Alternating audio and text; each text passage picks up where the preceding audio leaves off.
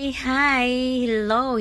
Ito nga po, nagpamassage ako sa Thai Royal Spa at ito po ay nasa Kaba ng Makati Avenue. Ito po, ayan, ito po, Makati Avenue. Yan, dito lang po yan sa tabi ng restaurant ni Heart Evangelista. Ayan nga po, at pumasok na po tayo sa kanilang sa kanilang spa. Ayan.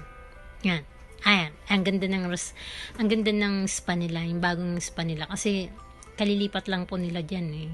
Siguro 1 month. Ayan nga po, at yan po yung receptionist nila, si Ate, ang ganda oh. At ayan po yung prices nila. Hindi ko na makita. At nagbayad na nga po ako for 1 hour. Ayan si Ate Merly. 1 hour lang, 499, so 500 na rin. Ayan nga po, at pumasok na rin po kami sa kanilang loob ng spa. Tinuro po ni Ate kung saan ang toilet kasi ihing-ihi na po ako dyan po. Ayan po yung mga bawat room nila para sa pamassage, whatever. Ayan po yung toilet para sa lalaki. At yan po ang toilet para sa babae. Sige, tingnan natin ang loob ng toilet nila kung maganda. Yan, buksan natin. Wow, ang ganda, diba? Ang linis. Ang sarap mag-CR dyan. Hi, everyone. Magpapamassage ako. Yan nga po, nagpunta na po ako sa washing pit nila at umupo na nga po ako dyan para hugasan ni Ate yung aking paa bago ako i-massage.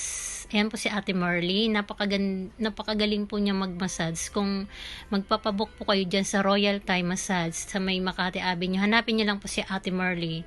Hindi po kayo magsisisi kung gusto niyo po ng hard massage. Siya lang po ang hanapin niyo. Merly lang po ang pangalan niya. Yan nga po, at pinunasan na ni Ate Merly yung aking paa dyan kasi tapos na nga po niya hugasan ng aking mga paa at tumayo na po ako dyan. Yan, at tinuro na po ni Ate Merly ang aking bed kung saan ako imamassage niya. Yan, 'di ba? Malit lang siya pero ayan.